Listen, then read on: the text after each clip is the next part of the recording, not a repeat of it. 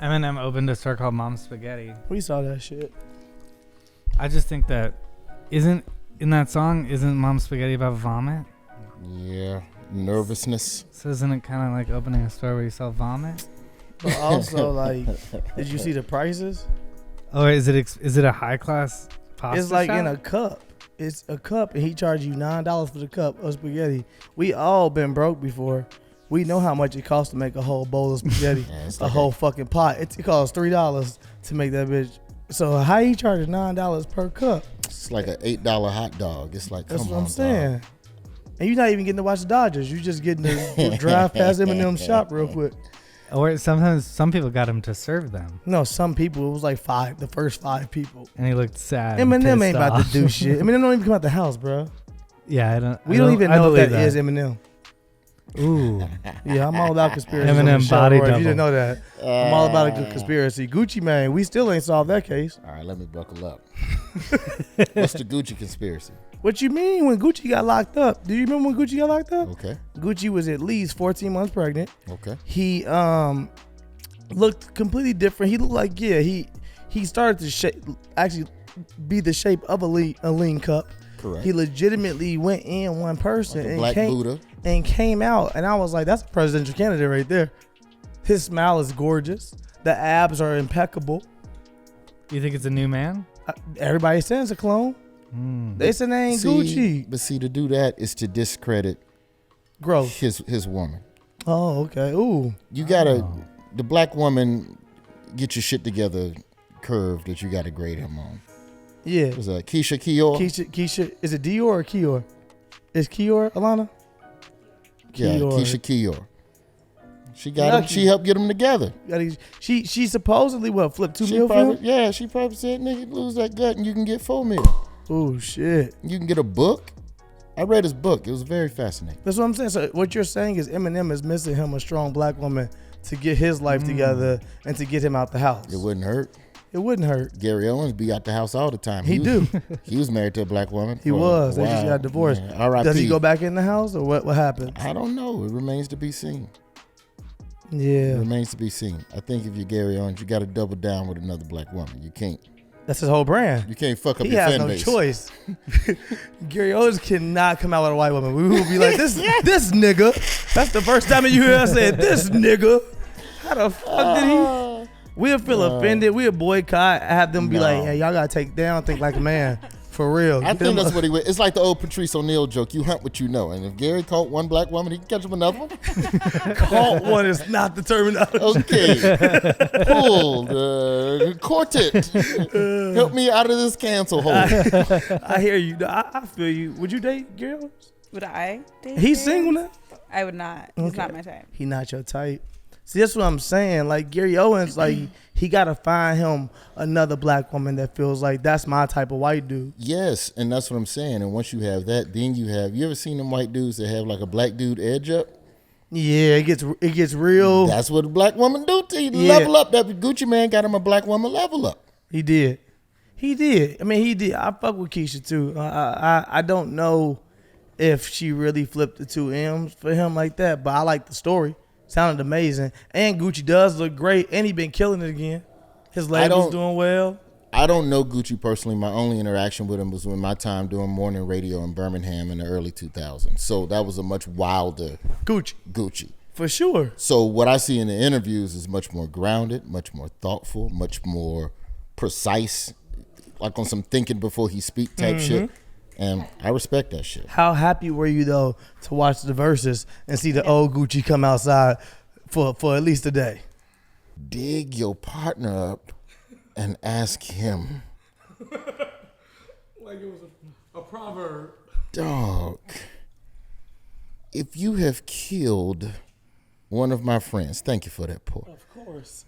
If you have killed one of my friends, and it was even if it was in self-defense, and we've agreed to come together to fucking squash the beef and bring the streets together, don't bring up my dead homeboy in front of millions of people on the live stream. There was no reason for you to do that, Gucci. I feel like Jeezy had to know that was coming. Yeah, I think they probably agreed to it beforehand. Not being funny, but not being funny. I'm just saying, if you put those two men in the room, you know there's so much animosity and beef that I feel like they probably was like, yo, we gonna let you know, Gucci gonna say some shit to you because some shit needs to be said. Some shit was never said. We would probably actually think that Gucci was more of a clone if he didn't say some shit. What scared me about that versus wasn't Gucci and Jeezy. It was the entourage. For sure. Because they have enough money to let shit go. And go, all right, we ain't gonna trip on that shit. Let's get money like businessmen. But it's got to be at least one nigga in each of their cliques who still ain't over some shit that we don't even know about. Over pettier shit that we don't even know about. You think Jeezy's homeboy getting shot was the end of the fucking back and forth, the fucking murders and shit? That shit, it's a gang of shit we don't fucking know about. It's just layman. And that's where I thought that there would be some bullshit, man. But, you know, what have they done now? 2 tour dates at this point together? They had, for the new tour. Yeah, him and Boosie, Rick Ross. I thought that was a big fight there, too. Yeah, but they ain't had nothing to do with them, though. That was just nigga shit. That You still have to leave space for nigga shit. You do have to leave space for nigga shit. Like, that's par for the course. So what we saying, Chris, is Eminem's not real. What you're saying is a spaghetti shop would really get them to squash the beef once and for all. It just confused me, too, because I was like, who's doing Eminem's business? He's so rich that, like, you would think it was some well-thought-out thing, and he legit was just like, we gonna put spaghetti in plastic cups and see what happens. I like the business plan. I think there should be more pasta fast food. I think pasta cups is a great idea. I don't think pasta cups is a bad idea. I think $9 for pasta cups. $9, but I didn't know it was $9. That's pretty insane. Because it is like a perfect little setup. I also thought it was some sort of community thing, like he was giving back to Detroit in some way. Yeah, but this is all just assumptions. Oh, this wasn't in L.A.? This was in Detroit. No, it's in Detroit. You selling $9 spaghetti cups in Detroit? That's what niggas said. That's what I'm Niggas said, this is Detroit, Eminem. Calm down. He is tearing the community apart. I also thought it was going to be more of like a community, like, you're right. No. Why do you make the restaurant? Maybe to empower the city, but it doesn't look like you're doing that with a $9 pasta. Is his mama making any money off this, or do he just get to make us think it's her recipe and he ain't throwing her no bread? Because he used to hate her in the raps. Did he ever pivot from that? I don't know. I don't know where they ended. Don't know where they ended either. Shit. Let me bring race into it. If it was Trick or Royce selling the same $9 spaghetti in their city, Outrage. You think there would be outrage? It wouldn't be support the black business and the brother. Them white folks charge you $9 $9 for spaghetti. Why won't you pay a black man $9? Are you saying if they came in afterwards? If a black person was doing this instead of Eminem at the same price point, would there be the same outrage? I think it'd still be outrage because it's in Detroit. And everybody know that's way too much for spaghetti in Detroit. I don't give a fuck if you live in Los Angeles. You look from afar and say, that ain't right. That ain't right. They got to fix that. Is it just spaghetti? Is there like Alfredo too? Can you get like a penne there? Or is it just like pure pasta, like pure spaghetti? I don't know. I literally just read a headline and did not dive into it. I thought you knew all about it. I wish. I knew it only serves 4 items: spaghetti, spaghetti sandwich, spaghetti with meatballs, and spaghetti with vegan meatballs. What that vegan cost? Is there a menu? It don't show it in there. $14. The healthy markup. It actually doesn't look bad. Like, none of it looks bad. Bad? No, it doesn't look horrible. Does it look good? I would buy $9 spaghetti. You're doing really well, Roy. You're doing really well. Buy $9. I think that's a pretty normal price, no? When you go to a restaurant. Yeah, but it's a restaurant. It's a cup. It's a drive-through and it's a cup. Your sneakers cost $3 for that company to make, and the markup on sneakers. It's crazy. It's crazy. But I can't make sneakers. That's the difference. That's the difference. I can't make my own sneakers. Touche.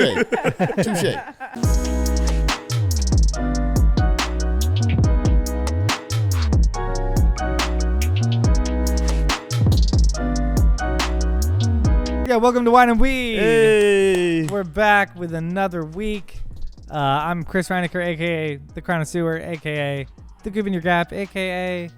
Your New Baby Daddy, a.k.a. Saxophone Jones. With me, as always, I am your other host, Sterling Steelo Brim, a.k.a. that dude, a.k.a. S to the B to your best of the breed, a.k.a. is that third leg, no, it's just me, a.k.a. concerned father, a.k.a. black mama, a.k.a. RP black mama, a.k.a. Stevenson, Stallington, your stylist, what is it, baby, husband qualities or baby daddy tendencies, and then last but not least, your Uncle Elroy, and with us this week, back again, we have Alana. Reading the facts today. Thank you, Alana, for coming out again. I just told you guys, thanks for being here. Thanks for having me. Thank you for being here, And we're going to have a lot of fun today. And if you guys don't know, we have a very, very, very special guest. You may have heard his voice. He's a writer. He's a comedian. He's an actor. He's just a fucking star, in my opinion. Mr. Roy Wood Jr. How's it going, sir? AKA Jim J. McHater. Ooh. AKA Pumpkinhead, AKA Martin Luther King hairline, go on and on. Oh shit. AKA just roast yourself. Yeah.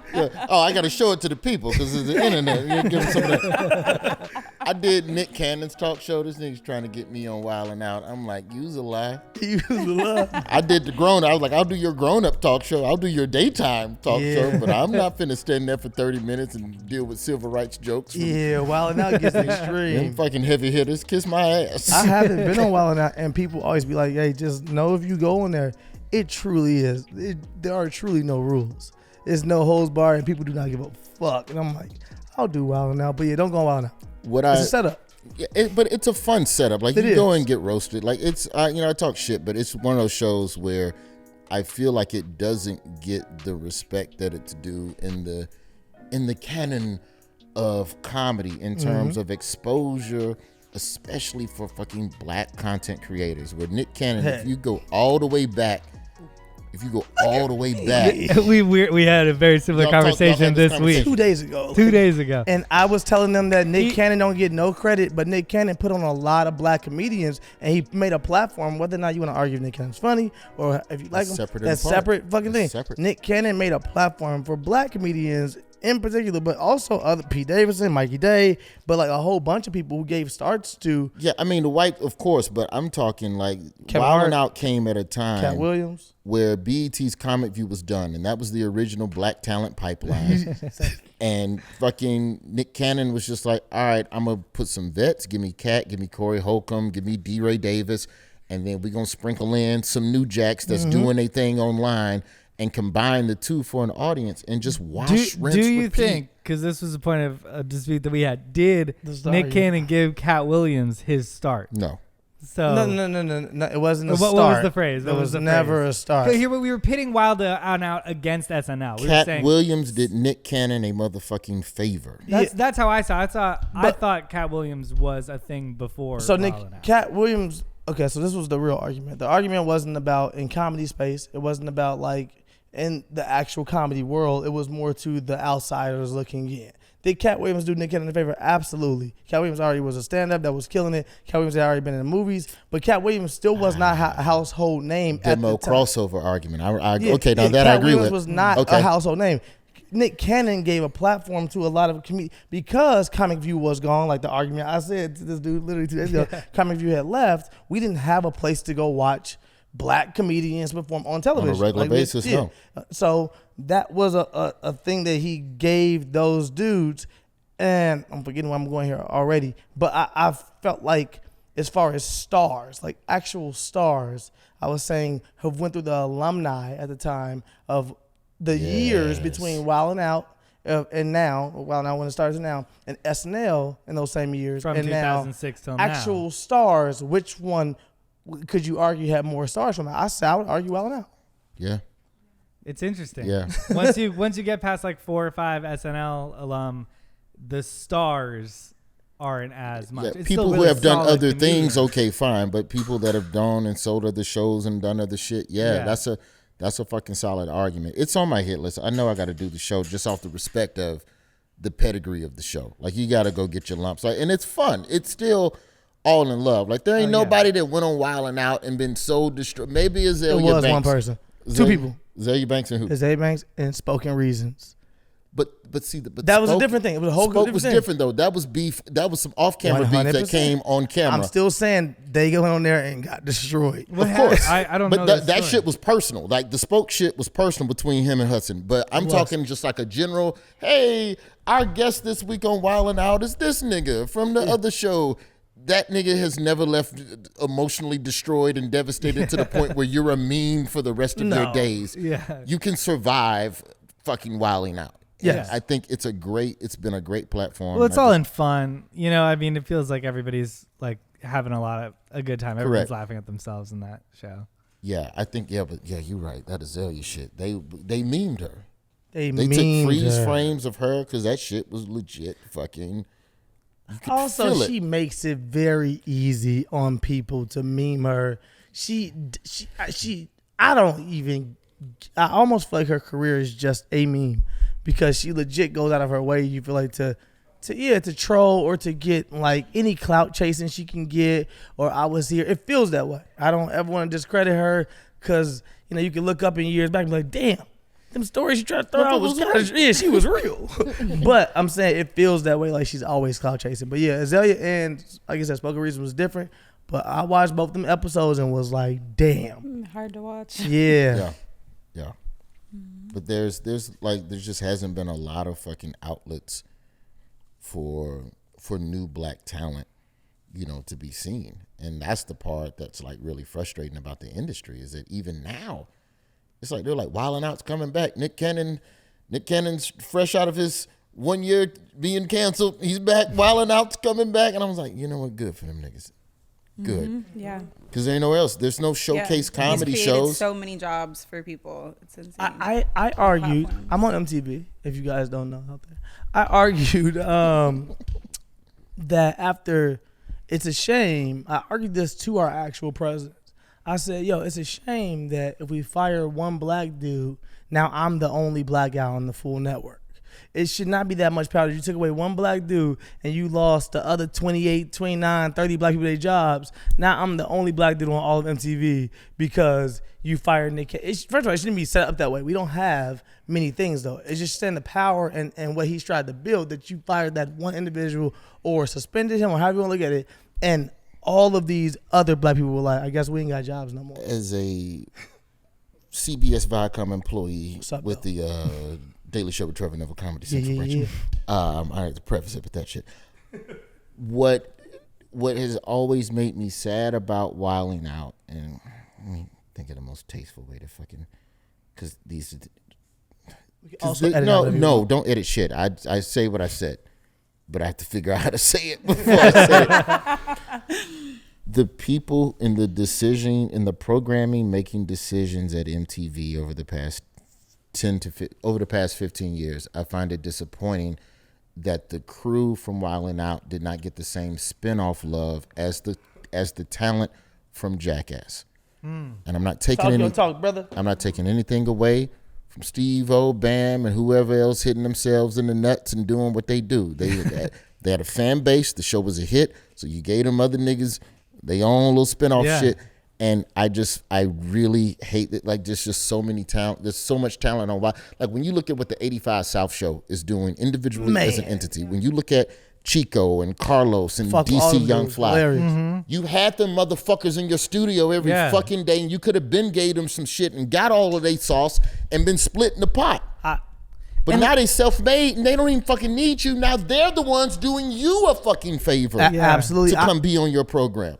I legit, when I went and sat with them to strike my Paramount deal, my production deal with them, one of my arguments, one of the first things I pitched and brought in was a show for DC. And I was like, there's no way that DC shouldn't have had his own. DC's a star. There's no way around it to me. From singing to acting to just being funny. Before all the rapping and singing shit, he should have been.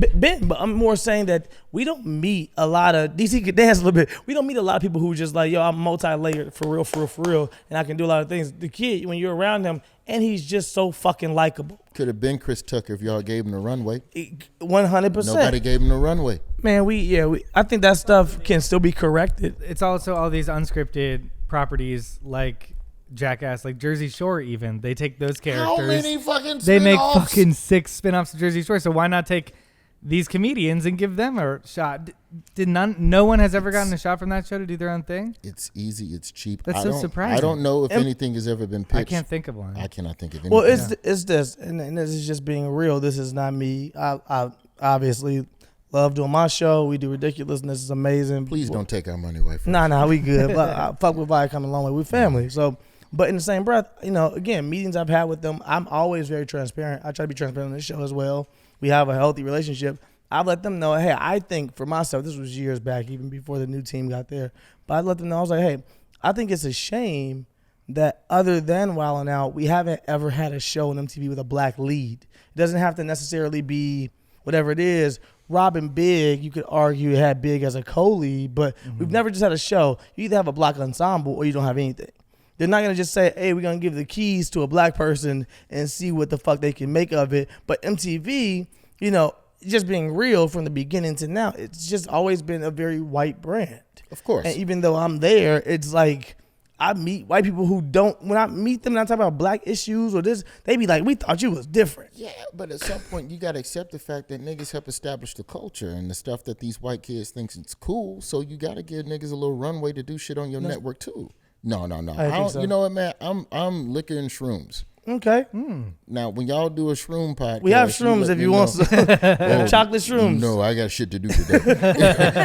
You have to plan shrooms like a whole fucking vacation now. I'm 40. I have to look at my calendar. Next Thursday might be good for the shroom.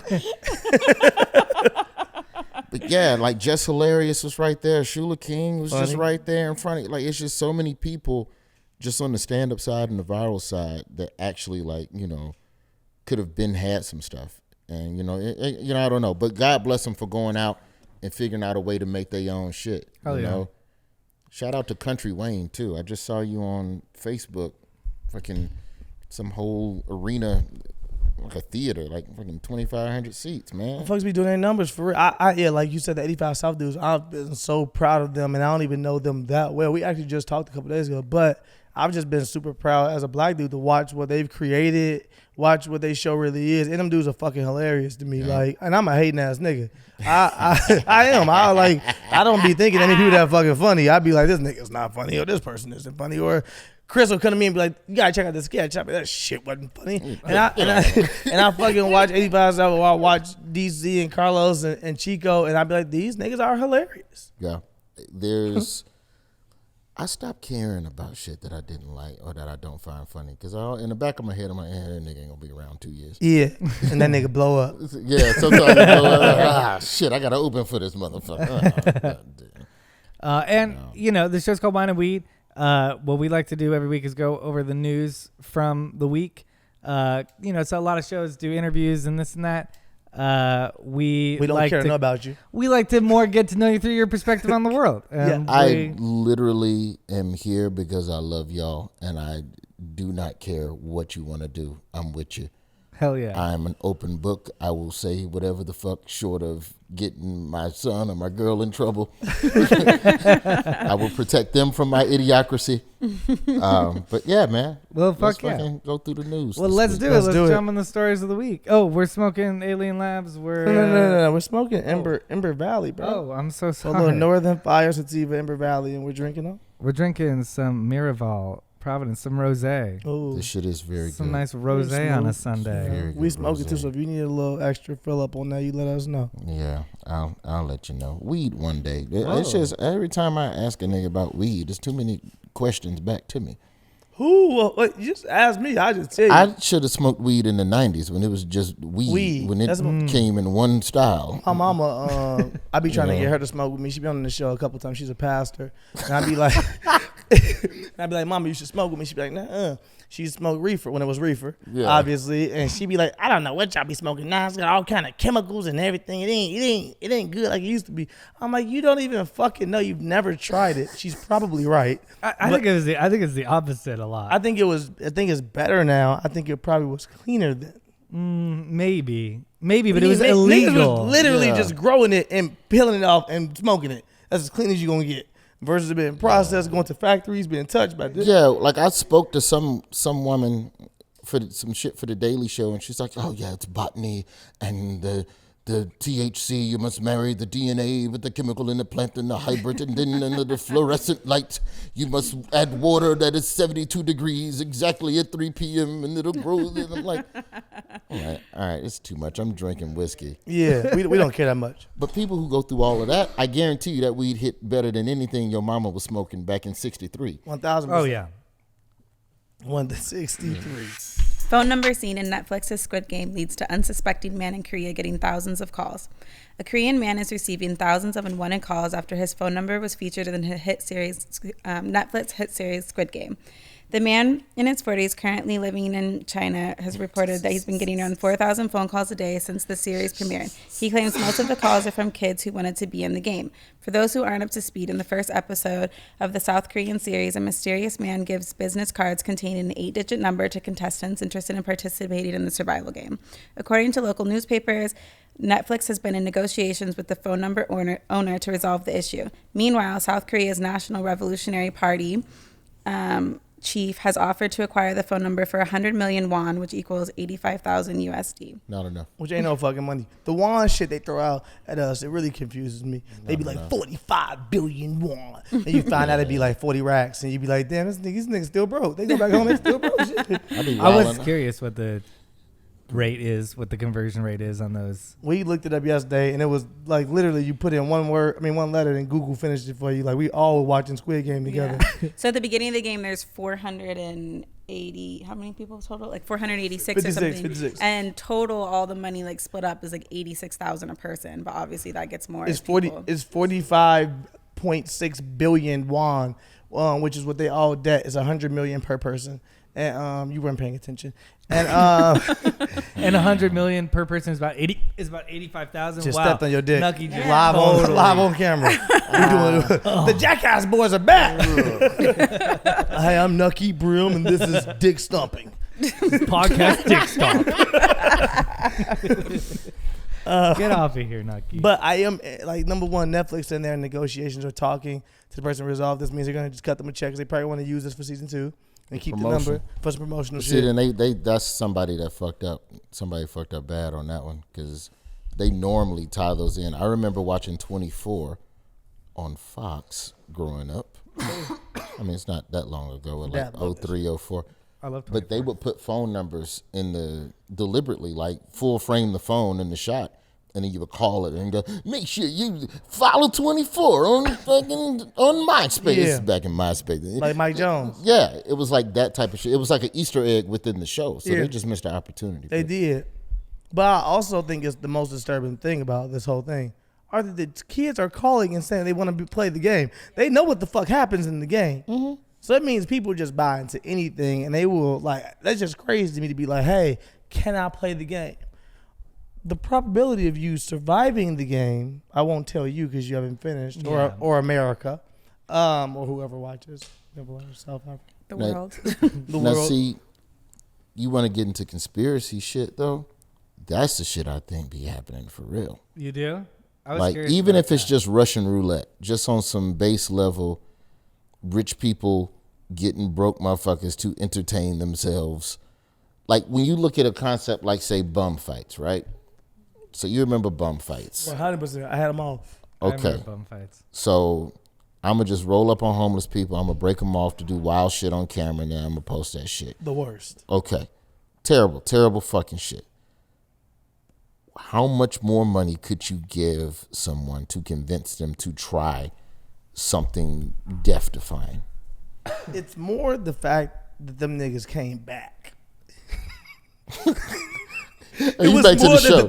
Them niggas watched people go down in front of them, and they was like, let's go back. That was the because they walked away, right? They walked away, and at the end of the day, I thought to myself, because the way they said the numbers, I felt like, damn, these individuals owe $100 million. I gotta look this up and see what the conversion rate is, but I'm pretty sure they owe $100 million. And then you look it up and you realize it was 80,000, and you was like, why'd they go back? Why'd they go back? You could. They owed millions. It was saying split between each person if they would have given up. I know, but I'm saying, one person didn't even owe $1 million. How much is $100 You million? just got to get in the dope game, bro. Look it up, $100 million won. I don't think it was $1 million. It's like 85. Yeah, some people owed billions. Like some people owed Oh, like no, $6 billion. Right. I thought the one Doesn't dude. that one guy I thought the owe one 4 dude. billion or I thought he something? got $6 billion in debt, but I thought they all owed. What they allotted for the actual bank was the $100 million per. So then, okay, then why the fuck go back then if you owe $6.5 billion and they only gonna give you whatever? You're not gonna survive, fam. And it was supposed to be split up. It was never supposed to be whatever it's supposed to be. You don't owe anything. Huh?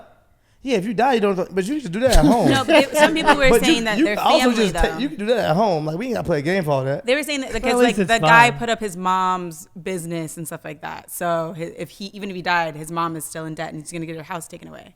So stuff, that's why he was so hell bent on winning. But he's gonna also just otherwise he just goes off the grid and then her son's dead. Or he could just be like, we gotta move. You ain't the first motherfucker to lose a house. What the fuck? I grew up in the hood, nigga. Niggas lose houses all the time. What are you talking about? Like, Yeah, they're gonna kill my family. That's what he's saying. He's like, they're gonna kill my family if I don't. You win. just got. they gonna kill your family anyway, fam. If you die in here, You gotta get in the dope game, Oh, bro. man. You just gotta get in the dope game. that's it. That's the solve right It's a there. better risk to take than this one. Legit. Yeah. It's legit a better risk. It is a better. You saw it happen right in front of you. I'm trying to think. What's the wildest shit? I'm trying to think the wildest shit I've done to like get some bread. I remember there used to be some payday loan spots in Tallahassee when I was in college. And I went there a couple times and did the payday. You know, you take your pay stub down and they front you next week's paycheck. Yep. And then I figured out after a couple weeks, a pay stub is not like currency. So there's no watermark, there's no hologram. Like there's no way to verify that this is from a real place of employment. Yeah. So nigga, I got on Microsoft Word Yeah. Print them things out. and I made me my own fucking pay stubs Yeah. so that I could get more money every week. But even that, I was just fronting myself money that I was gonna go make on the road the next week. So that's all in my head. I was just fronting You a myself. businessman. Yeah. You just took out a loan from the local I currency exchange. That's it. defrauded. The proper word I'm is with defrauded. that. I'm Catch with me that. if Now, you you can. took out a loan. That's cool. Yeah, I'm it's with 97. I can speak on it now. I'm sure the statute of limitations. My first car, my shit be not that long ago. Niggas come get me. My first car I ever got, I didn't have real. I was getting bullshit checks and money here and there, and I know they wanted pay stubs. And I had the nigga that worked at CarMax was like, nigga, I print out pay stubs, just give me an extra $200 and I'll make you some pay stubs and insurance to get off the motherfucking lot. I said, nigga, say less. I paid him $200, got my pay stubs and insurance, but he let me know, hey, you gotta still go get real insurance.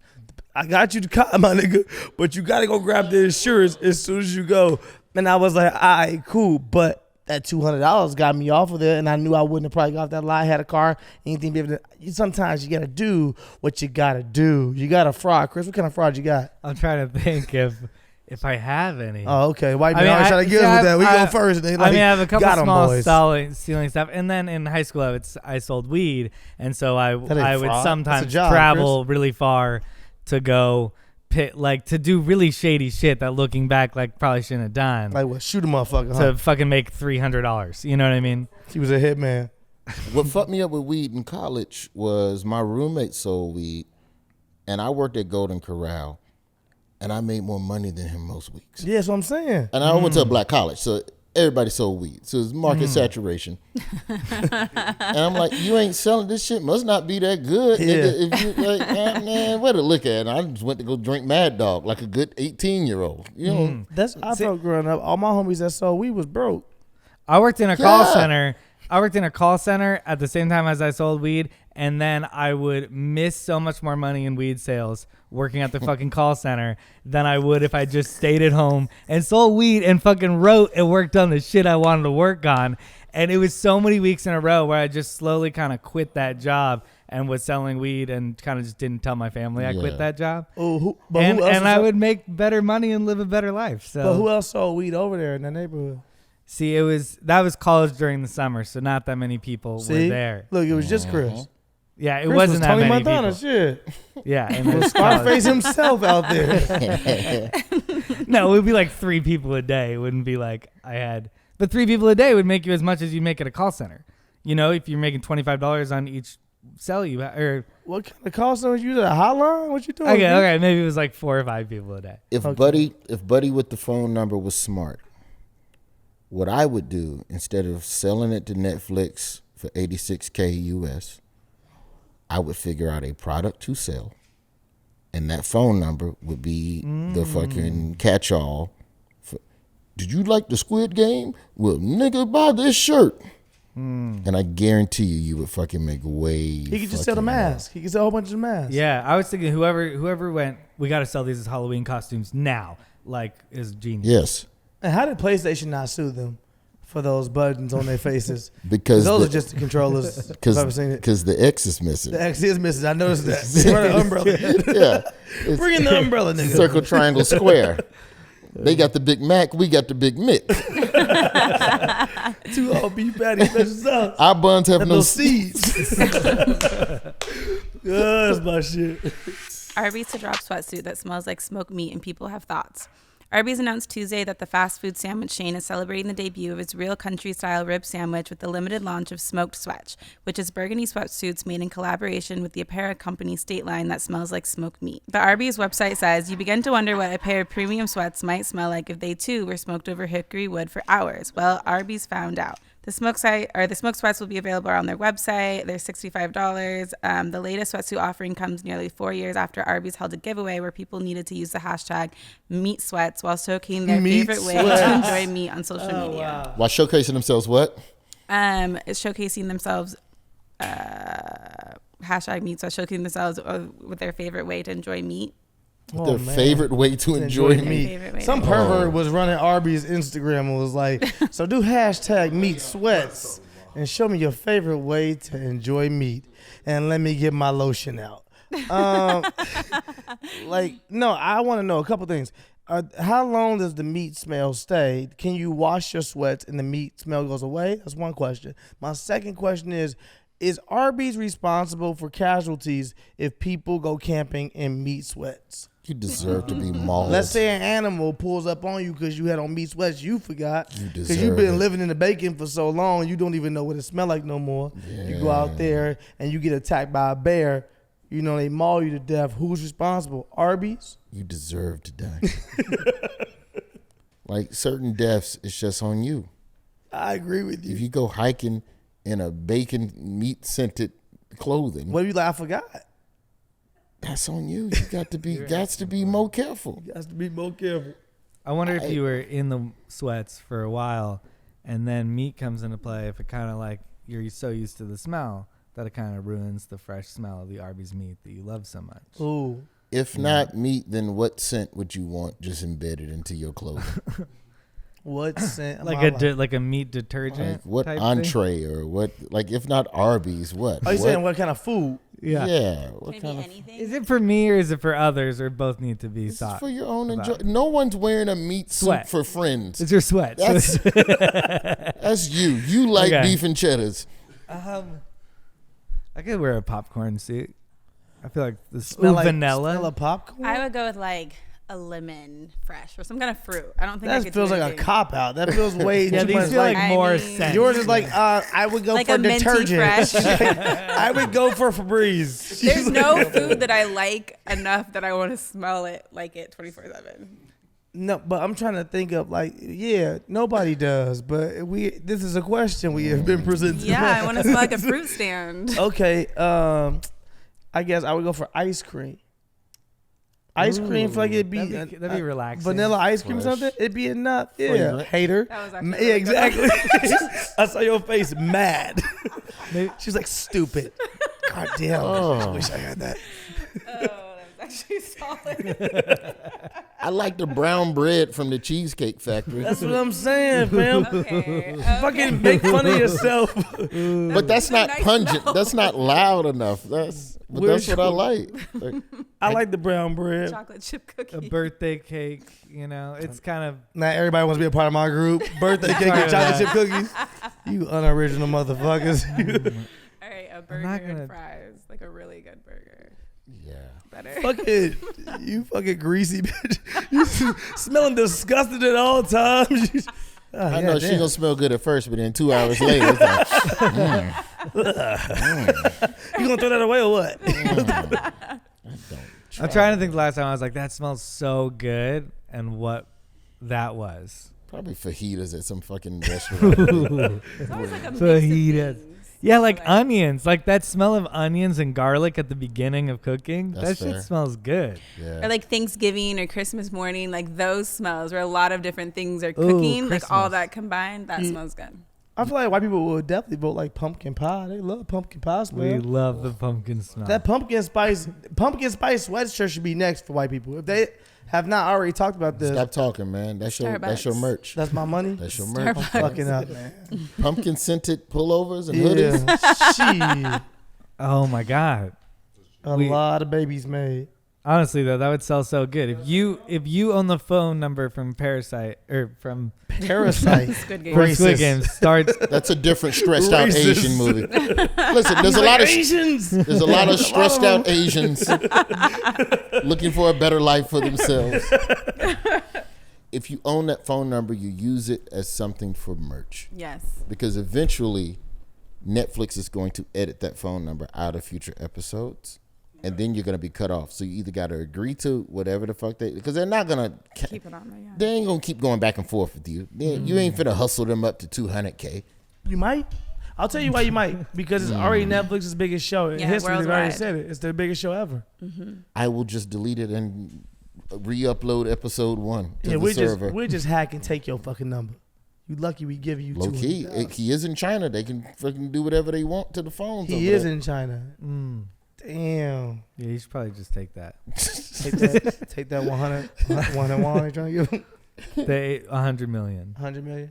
That's not what they really. No, what was it? 100 million won per person. Fuck around, find him dead in the ocean somewhere. You might Squid Game that. Nucky, Joe. Nucky's Can biting you your get phone, off of bro. here, Nucky. Nucky, down now. Down. Take a walk, bro. There's so much going on in the world, whether it's stuff you're excited about, like things opening back up, or stuff you'd rather not think about, like things opening back up. You can't always control the vibes out there, but you can always control the vibes in your head with a pair of Raycon wireless earbuds in your ears.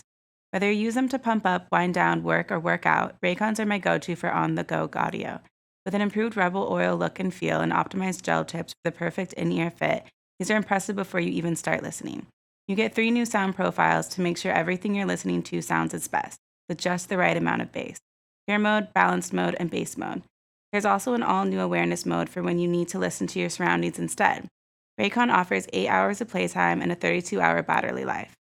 And Raycons come with a 45-day happiness guarantee.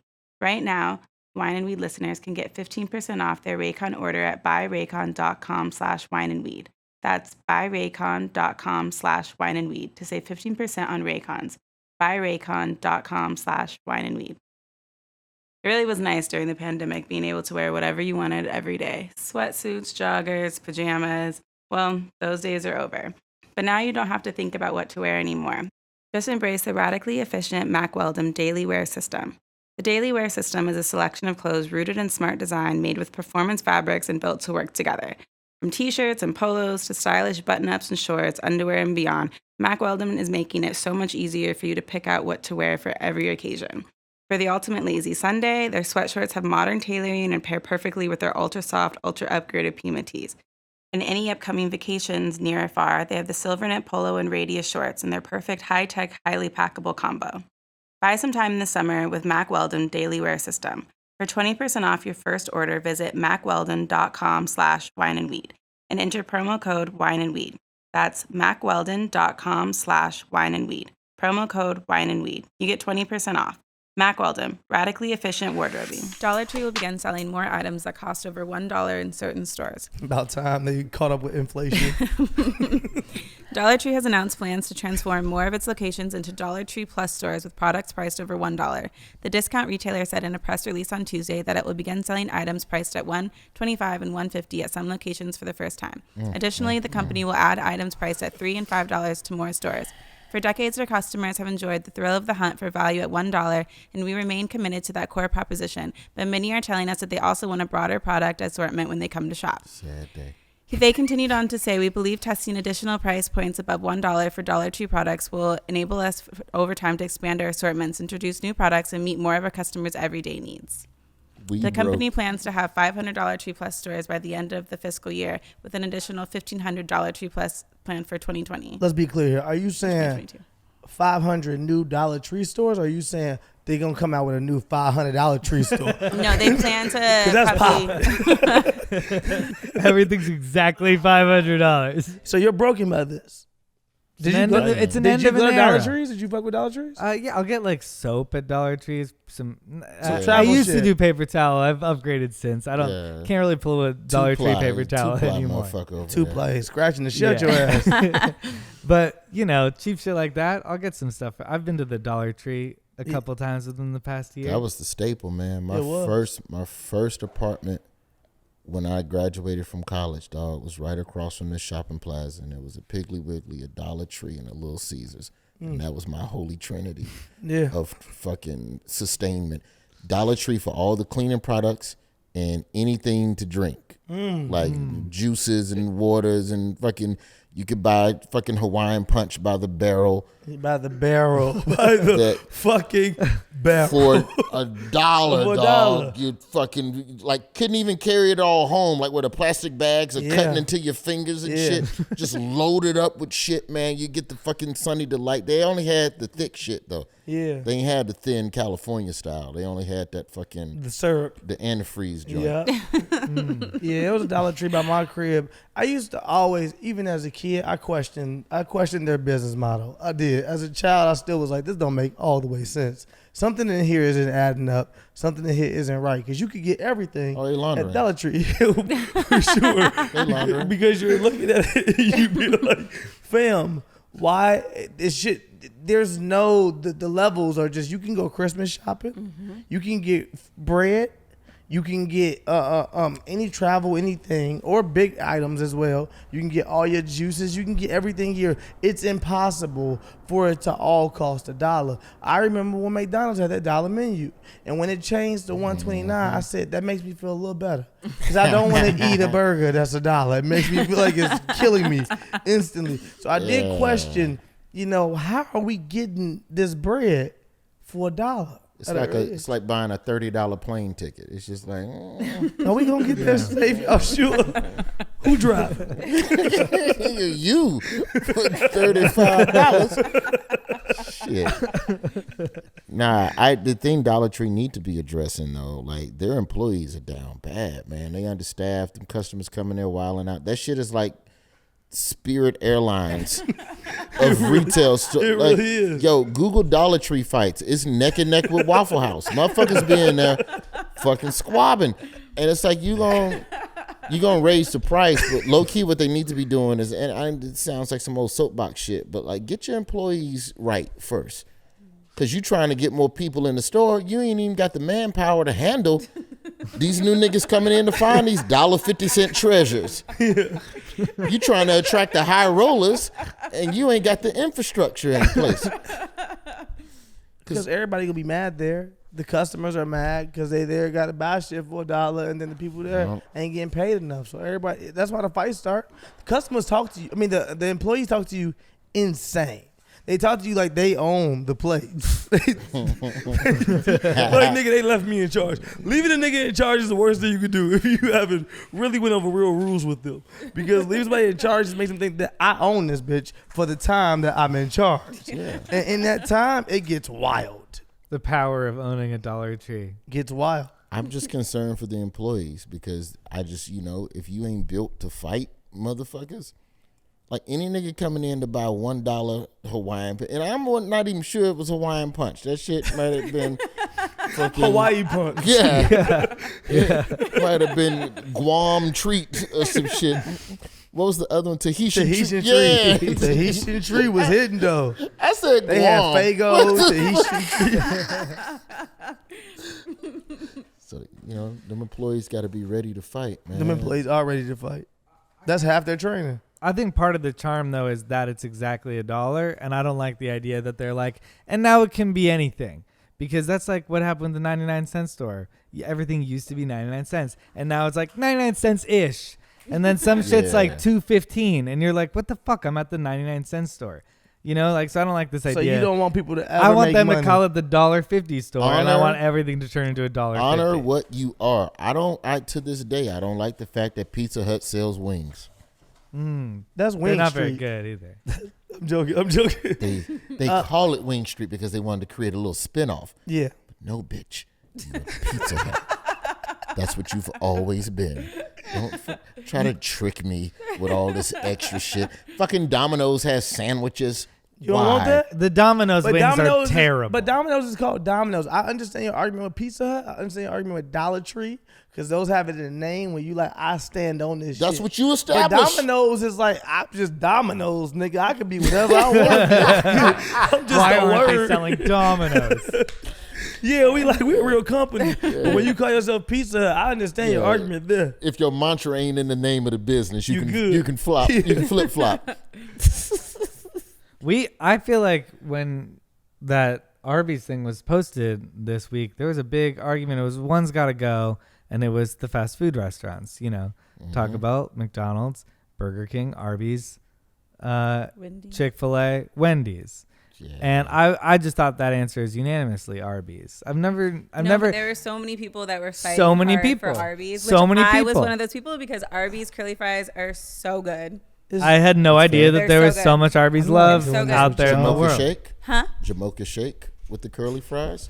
I've never really had anything outside of the curly fries. Like, you know how niggas take the Wendy's fries and put them in the frosted? Yeah. Do that at Arby's with the Jamocha shake. You eat Arby's? I'm a road comic, dog. I didn't eat all that shit. Oh, Thank you. I said that it's been a battle. No black people eat Arby's. I'm not a regular. Okay. I have had. But I agree with what you all are saying, though. Like, Arby's low-key is a money launder. For sure. No, because how do the they people do that it? love it really love it. No, I'll tell you what. I found out that a lot of people loved it this week. I had no idea. No, it's not that. I'm going to tell you what's going on. Arby's supporters are just like Trump supporters. They're just the loudest. Why are you doing that? I'm just saying, it wasn't that it was like a whole bunch of people support Arby's. It was like the 15 motherfuckers who did. No, it's because the people who didn't support. No, the haters of Arby's have never really experienced Arby's and what you should I've been to Arby's. I've had the curly fries. The silent majority that go to Arby's but don't tell their friends. Yeah, nigga, look. I'm shamed. I'm shamed into being quiet, even because they knew their vote. We're not loud Trump supporters. We're very quiet about our love for Arby's. I'll be real with you. I never admitted to anybody I even ate curly fries from Arby's until that point right there. I've definitely hid that from everybody. I've been to Arby's once because Ryan Robin, my old roommate, wanted to go to Arby's. And I was like, fam, I'm not going to Arby's. And he was like, try it. It's amazing. I got the curly fries and they were good. But I'm not trying to I'm not going to fight for the roast beef. I'm not going to fight for nothing else. Because I don't even want all that meat. Okay, but I did see in the comments that you're eating the roast beef sandwiches wrong if you're not putting sauce on them. And that's where the disconnect is. Red Ranch, baby. Yeah, see? There you go. This nigga eats Arby's. I'm sorry. It's slowly coming out. He's a regular. It slipped out. So I've heard. Red Ranch. When you said he wanted to go to Arby's, I didn't know that ever happened. I assume people wind up at Arby's because you're like, I got to eat. There's an Arby's.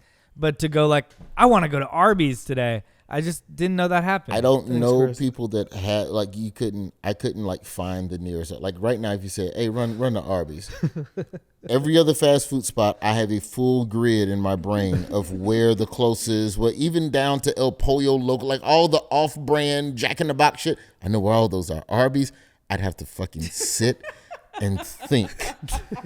But you're not saying you can't do it. I can't. I'm not saying I can't do it, but I would have to. But that's to the point of how much I quote love it. It's just I am aware of it. Yeah. I just don't know where they are. Well, see, for me, I know where the only Arby's is. I know in L.A. And it's in Hollywood. It's on Sunset. Yeah. And right by the 101. Yeah, and I just and so I've what's heard. across the street? So I've been told. What's across the street? A Denny's. And what happens there? Denny's is bum fights. Denny's is further down. There's an Denny's is IHOP. close to the Gower. Well, Arby's is what? By Roscoe's? It's about a Netflix building. Yeah, it's closer. Oh, that is Netflix now. Yeah, okay. Yeah, y'all really eat there, huh? This is real. I've just heard rumors that it's next to the Netflix building. There was an Arby's.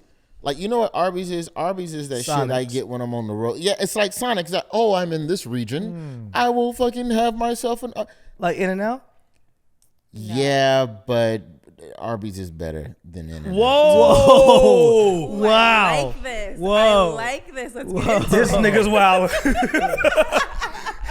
He came on to bring the fucking. Nah, that's not true. I can't. You're making me want to try Arby's. I've Find out Roy owns so many Arby's. Can we post it? He invested a while ago in Arby's. This episode is sponsored by Arby.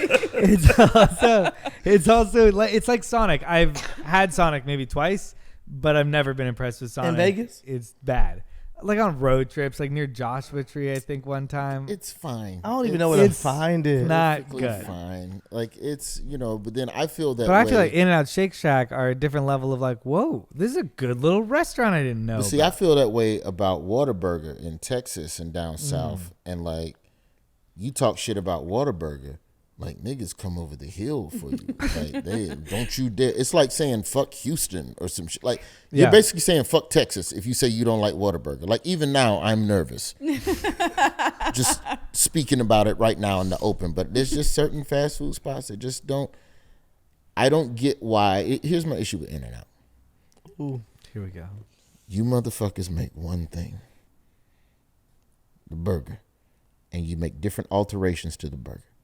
I need grilled cheese too. That's no meat. It's the same fucking. It's not even on the menu, though. You can't count that. There is no chicken. Okay. There is no other oddball variations of shit. Mm-hmm. It is just a patty, cheese, and meat. Why the fuck does it take 45 minutes for me to sit in this drive-thru? It doesn't take 45 they're minutes. pretty fast. Oh no, you haven't Just been bad. because it's popular. They're efficient. They're as efficient fuck. now. That's You will COVID. have They've got it you will down. have 30 cars, Yeah. and they somehow still get you through in 7 minutes. Yeah. Are they faster than Chick-fil-A? Well, that's the Lord's help over there, so it's a little different. They got that Jesus in there definitely flipping shit for them too. It's a little extra help, more helping hands. But no, they're not fast. They might be right there, right? Yeah. In-N-Out's pretty quick now. yeah. Especially for the amount of people that go, because there is always a line, but the line moves quickly. A lot of It people does. are just going. I always try to go on the way to LAX and stop at the Oh, that's the In-N-Out. worst one. Yeah, that's not That's the one the to go worst to. one. I asked 'cause the Uber. everybody's there. Ask the Uber driver, hey nigga, you let me run here and get the In-N-Out? He goes, no. Absolutely I not, was in In-N-Out with all my luggage. Having to call another Uber to take me 5 fucking minutes to LAX. And then I was too close to LAX to get a fucking Uber because they thought I was at LAX. Oh, that's funny. So I had to walk 3 blocks up from the In-N-Out. With an animal style burger in your hand. Yeah. You know what? I know it's gone now, but there used to be a Boston Market right there, like further up from the fucking. There's like a parking deck. And You eat then, Boston Market? I used to fuck. You a Boston different type of Market nigga. up. I'd say that much. Ask any comedian that has just ridden around on the road for years and years. Boston Market? I used to like Boston Market. That was our fucking dog. There were days where my budget for food was $6 Nah, but I for want the day, and I might get a free meal at the comedy club that night. So I've eaten all the. Arby's is a fucking luxury. That shit is expensive. Is it? Arby's ain't no cheap bitch. I don't know how much it costs. They using real meat. That's why. It's a $6 sandwich, no combo. McDonald's. Wow, this is what a turn Arby's. But now has you gonna had. just. You might as well finish off the trifecta, or maybe it ain't the trifecta, but still, do you eat Olive Garden? This nigga smiling. For the people just listening, it's a big smile going on. I'm trying to explain the nuance of Olive Garden. I've never been in the Olive Garden. You never been to Olive Nah, Garden? me and Rob talk about it on Ridiculous all the time. Hey, did Never Olive been to Garden used to be fancy, or was it just my It was perception because I was a no, kid? it was a fancy. Like I said, I'm 42. I went to Red Lobster for prom in '96. Red Lobster in the 90s, nigga, you had to get a reservation. It was, right? It was fucking Hollywood. You had to fucking Okay, call. thank God. You had to know a nigga to get the fucking shrimp scampi on a Sunday. That they just fucking Uber eating to your ass now. Olive Garden, if Olive Garden is a lack of better options, I will eat there. Like if I'm in a city that don't have a Cheesecake Factory, Okay. which is a spot that I don't really fuck with. You don't fuck with cheesecake. I like that. I don't. You're offending me in every way possible. These other ones used to be like cheesecake is now. I respect cheesecake. Cheesecake is Pizza Hut to the 58th power. Oh, you're disrespectful. Oh yeah, the You're amount being of things on that You menu. have too much shit. It's a Oh, novel. that's fair. But guess what? Somehow we do have too much all shit, pretty decent. and we still make it all decent. Versus Pizza pretty Hut good. wings sometimes won't even have skin on them. It's like a nigga just ate your shit before you got it. It just dipped in buffalo sauce, and you realize the skin gone. You like, that nigga eat my shit? Yeah, I don't. Cheesecake is pretty good all across the board. It is. I'm not about to sit here and let y'all do this to cheesecake. But I'll let here's you the get your thing. Arby's respect in. No, it's good, and it's more classy. You than niggas Olive defend Garden. cheesecake, but you niggas, this feels very targeted. You niggas defend Cheesecake Factory, but it's because you ordered the same 3 fucking things. You found the 3 things. You're not. Watch your goddamn mouth, Roy. You're not trying page 48. I am though, nigga. You order the same shit. Page 3, page 7, page 12. That's your fucking. No, pages. I got like a good 15 things. Oh shit, you lying. I got white chicken chili. I got buffalo black. I can do it. I got you, fam. I know. I know the menu. I got white chicken chili. I got buffalo blast. I got Skinny-licious pasta. It's so specific. I got Skinny-licious actual the little egg roll bites as Those well. are good as fuck. The angel hair Skinny-licious is good. Nigga, Yeah, thank you. yeah. Y'all should peel the goddamn tails more on the shrimp though. I have What about the appetizers? You fucking with the buffalo sliders? blast if I'm trying to really get fat. The shrimp tempura. Them motherfuckers are 2,000. Oh no, you get shrimp from Cheesecake? You really trust these Let niggas? you tell it it's all good. Just shrimp tempura. Nah, I live in LA, nigga. They got sushi everywhere. I'm not going to Cheesecake for that. Imagine the nigga that go to Cheesecake like, let me get a California roll. You like, what, nigga? No. My mama actually lands from Chicago and picks up sushi from Whole Foods or fucking Ralph's, and it pisses me off every time. I say, Mama, I will take you out for sushi. I don't need you landing in California to eat gas station sushi. Whole Foods sushi is a little better than It is. gas It station. is. It I is. agree with It you. is. Look, Also, it's we're junior in college. It ain't graduate level. California. I can just take you to a sushi spot. You're right. Because in Birmingham, Whole Foods is probably the best bet. And I say that with all respect to the crib. But there's a spot, man. I asked to go to, like, there's 1 or 2 like proper legit Japanese sushi spots in Birmingham. I'm being silly, but we went to one spot, and like in Alabama, we cannot not add steak or some cooked bacon or some shit. And I was looking at the menu, and the rolls were just all shit. I was like, none of this is sushi. Yeah. Y'all are just calling this shit sushi because you shit. rolled it into a circle. Oh, word. There's just not fish. These Oh, niggas- chicken teriyaki roll. They're fucking slicing rice burritos. This is a breakfast roll. Yeah, it's got egg. It's a steak and egg waffle sushi. I'm like, this is not Oh, sushi. shit. Chicken and waffle sushi, nigga. Hilarious. Have you seen that chicken waffle and then the cones they doing now? Those be good, though. Where they I ain't do a gonna front. waffle Those are cone? good. I love innovative Yeah. niggas. I like when we take something that we fell in love with and we make it 21st century, 22nd century, and we Reinvent be like, it. damn, that feel. Chicken and waffle cones are amazing. It is legit. You get them at like good. events though. Yeah, it's always something. Did white fancy. people do it or did we do it? I don't know. I feel like if Because they serve it to us at those special events. I feel like if a black person did it, I'd have seen it on Black Twitter by now. Me too. There'd have been a link. Yeah, everybody support my girl. She Retweet. invented the waffle chicken cone. Like, Yeah. I mean, and if you're out there, black person who actually did it, send me a message. I'll retweet. Mike Tyson says he's down to fight one of the Logan brothers.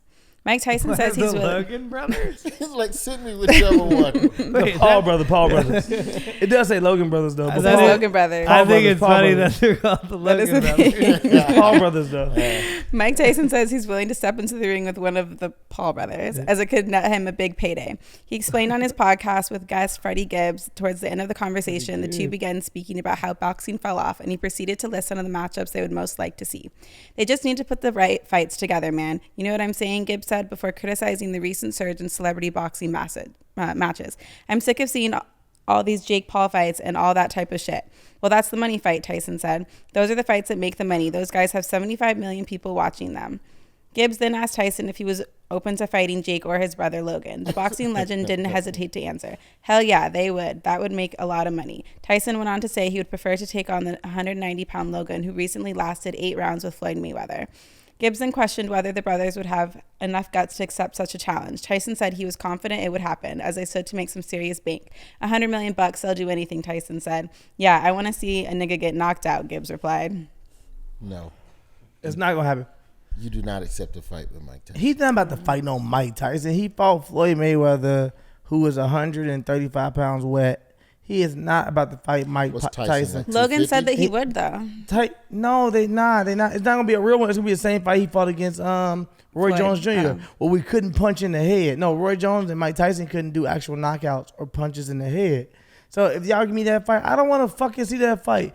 If I want to see Logan Paul fight Mike Tyson, I want to see Logan Paul fight Mike Tyson. First of all, you already have an advantage. You're 30 years younger. Yeah. You're 5 years old? Don't listen to this. Mike Tyson is 53 years old. Logan Paul, he's setting you up. Don't. Guess what? I just watched, I'll be real with you. Maybe I am setting them up. I'm not trying to. I just watched the Evander Holyfield fight maybe 2 weeks ago. That shit It was the most pathetic. It broke my heart. Broke my heart. I said, no, get Evander out of there. No. He got Evander got chest punched and almost died. In one round. Round. He way too old to be in there. So even though Mike Tyson is only, 3 years younger than Evander, 2 years younger than Evander, I feel like Logan Paul actually been boxing for 4 years now. He's 25 years old, 26. I think if nothing else, if they want to get in there and fight for real, I'll let them fight for real. That sounds cool. He gonna definitely damn near die. But if he, if you almost die for $100 million, is it worth it? It might be. Niggas is playing Hunger Games for 80,000 on Squid Games for 80 racks. That's all boxing is fucking Squid Game. Low key. It is, though, kind of, especially in situations like this. Is he just no doubt walking into a situation where he gets knocked out? Because fucking Mike Tyson. Know. They don't fight for real.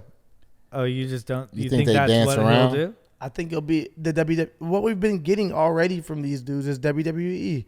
And I like it. It's a glorified version of it. I like it. It's cool. But at the end of the day, do we actually believe Logan Paul and Floyd Mayweather fought for real? Do you? No. Floyd Mayweather fucking touched him up for 10 seconds just to let him know I could beat your motherfucking ass if I really wanted to. And then was that's not what we're here for, though. We're here to sell a little fight, not fuck it up, do a little dance, take a check, and go home. So I think if Mike Tyson, like he's saying on his podcast and saying make a lot of money, everything he says it make a lot of money. Everything was it make a lot of money. He's only fight for the money. He's not about to fight Logan Paul for real. Do you believe Mike Tyson in the moment when Logan Paul accidentally fucking connects with one of them punches they didn't agree upon in the meeting can leave it turned off and not fucking demolish Logan Paul? He's still a power puncher. My answer is Floyd is not a power puncher. My answer is yes. I'll tell you why my answer is yes. It's because if I answered this back in 92, 3, 4, 5, whatever it was, I'd be like, no. But Mike Tyson now on his podcast be the most zen-ass, spiritually enlightened, amazing individual. He's very Gucci man. Man, he's very Gucci man. I fuck with Mike Tyson a long way. So I think he probably would go in and already be like, this is just a game. This is fine. We're good. This ain't nothing but a game. We're gonna just keep this real smooth. Even with Roy Jones Jr., he could have fucked Roy Jones up, and he was making sure he didn't. He was like, bro, we chilling. We in here just to get our check. Well, then Mike becomes what Freddie Gibbs can't stand, which is performative. Fucking, you're just watching Dancing with the Stars, bro. It's wrestling. Does Mike give a fuck? What Freddie Gibbs can't stand? Mike Tyson want to get that check. Mike Tyson had $400 million at one point. Well, then don't sit here and criticize what's happening in boxing if you're going to go out and fucking dance with the stars with fucking Logan Paul. I don't think Mike Tyson did criticize it, really. It was Freddie. It was Freddie who did. It was Freddie. It was Mike Tyson didn't. He defended it right away. He said, actually, nigga, I'm planning on fighting him. That's what he said. You're fucking up my money, Freddie. I need you to be quiet. Be quiet, please, Freddie. Artist turns in blank canvas titled Take the Money and Run after the museum lends $84K for commission. A Danish artist turned in 2 blank canvases, which he titled Take the Money and Run after a museum commissioned him $84,000 to use in a work of art. Jen Hanings gave the work to the Kunsten Museum of Modern Art in Denmark after he was paid to recreate 2010's An Average Danish Annual Income, which was first shown in 2007. Both works used actual money to highlight said incomes, but instead of using the money in his arts, Hanings did the opposite. The artist was given banknotes to use, and he received 6,000 euros to update the work if needed. The art was set to be featured in an exhibit called Work It Out. We also have the contract that the money needs to be displayed on the work, and Jens in fact did not do that. Anderson added that Jens is known for his conceptual and activist art with a humoristic touch, and that he hasn't broken any contract yet.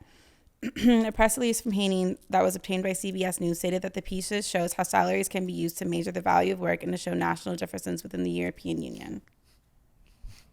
So, wow. Hey, motherfucker, we gonna break bread with you, and we want you to make us a piece of art. Mm-hmm.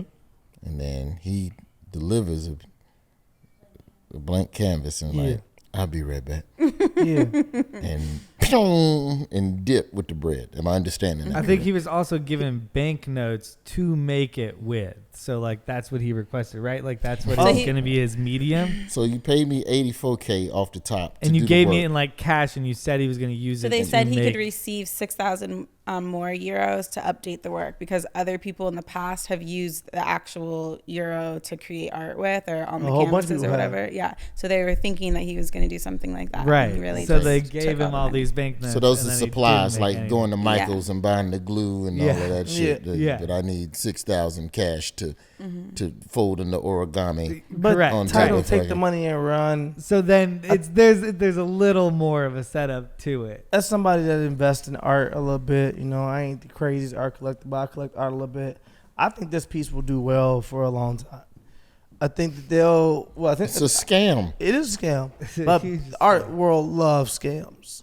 Just being real with you, the art world is a big scam. So I think they love a good scam. The fucking banana with the tape on it that sold for $200,000 at Art Basel 2 years ago, whatever it was. It might even been like 1.2 million. I think it was something crazy like that. Whatever it was, this dude is titled "Take the Money and Run." I think they'll verify that this is the canvas they use, or this is the actual canvas the artist has titled on the back. He might sign the back of it or something and say, "Take the money and run." And I think for years and years on, this piece will be told as something that was a rebellious piece against the actual art industry and against the world. So he took the money and ran. And the art industry will eat that shit the fuck up and be like, "This is amazing. He took our money," because 84,000 ain't shit to them either. Yeah. I don't understand art.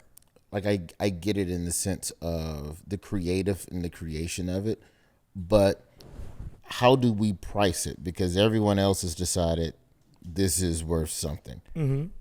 Like the same way that I'm just now starting to understand crypto, where it's just like, why is it worth something? Well, because everybody said it's worth something. Yeah. Okay, but why is it worth that? Well, because people have decided that's what it's worth. Yeah, I don't think it's that in art. I think, like, of course, there are experts and actual people who have studied this for many years and will say these things go into making this piece. But on top of that, new art, not like old school. I understand old school. Some nigga that's dead and you find one of his old new art as well. That. So what happens with new art is the same way with anything. Is like somebody looking at Roy and being like, "Oh, because now he's representing, I don't know which agency you with, no disrespect to your agency, but now he with CAA, so now he worth more."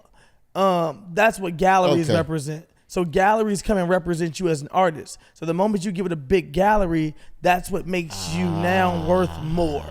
So if you were to be like, "Oh, now Rich Paul is my agent," now he may be able to go fight for more money, and also there's worth in clutch sports. So if I sign with a better franchise, then my memorabilia is worth more because I play for a better team. 1,000%. And that's how art works. It's like a certain amount of big galleries, and those galleries come look for new artists or artists that are right in the middle, and they'll be like, "Ooh, if you get represented by, Gibsonian Gallery or whoever it is, or Tate or whoever it is, then now you a blue chip artist, or now you're worth way more money than you were worth before." And so now this gallery is going, "Hey everybody, look at this art that this nigga didn't do that we paid him for. It's gotta be worth millions." Yeah. Oh no. And with the press, I bet money the gallery probably put most of the press out. It was like, fuck it, he robbed us. Yeah. Fuck it, let's make the whole thing around this piece. Now people will come see the piece, which is just a Michael's fucking canvas that's blank. And they'll be like, "Oh my God, do you see? I almost can see the pain in it, even though there's nothing there. I can kind of see what he's trying to say. And somebody will come in and they pay him $84,000, and somebody will come in, depending on the gallery, and say it's worth $150,000, and that's the primary. And then the secondary market, it might even be worth even more. That's a cold game. It is, man. It is. Well, there was That's a guy earlier this year who created an immaterial sculpture, which was just Air. a box that he sold for like $100,000. See, that's what that motherfucker in China need to do with their phone number. He need to set up some Squid Game fucking art, but it's actually nothing. Nothing. And he just blessed. He said he blessed the space, but it seems to be that there's always the story behind it that kind of sells it, in a way, right? Like the fact that he was given those materials. Maybe I'll become an artist and just create the story behind without ever having to fucking paint anything. Oh, well, the message is. I mean, is this NFTs too? It seems like a very similar thing, right? It's like, why the fuck is this picture of an ape worth 20 Ethereum? I think like, the only NFT artists that are actually will be big and are going to be big are NFT artists who are exclusive to the NFT space.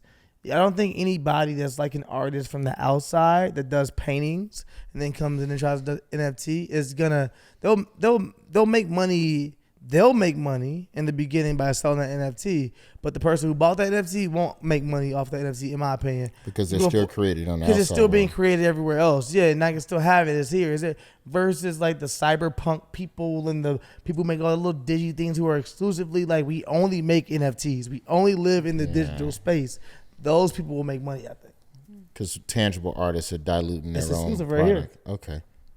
It's also, I mean, if it's the same way that you're talking about art being kind of like the groups, it's probably also the internet people who get in their own groups to up their own value, similar to the agency. Yeah, it makes sense, man. The NFT shit makes sense to me for an odd reason. Because, like, really, that Wu-Tang album was essentially an NFT. Yeah. Yeah, it was. Sense. Like, before NFT was NFT, like, Wu was just like, yeah, one album. There's only one. Martin Shkreli has it.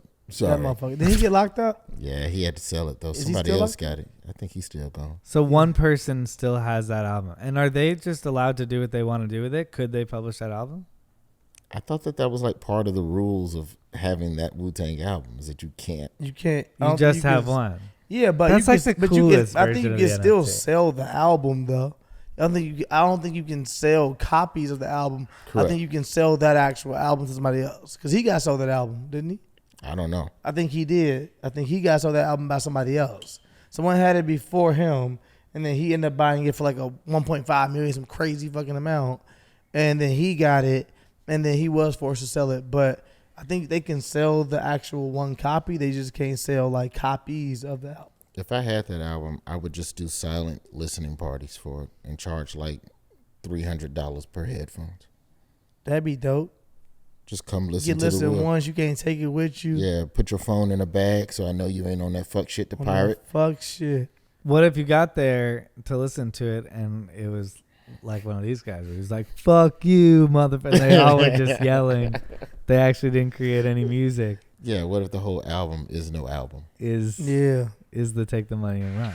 Do we have any real news stories this week? Did anything real happen that we should talk about? This week was funky. I feel like there wasn't that. There was some Texas abortion protests. There were a lot of rallies down Is there. that still happening? The wildfires are still burning. Which depressing story do you want? And then Ted Cruz like fucking on purpose say like your body, your choice for Kyrie Irving. Yeah.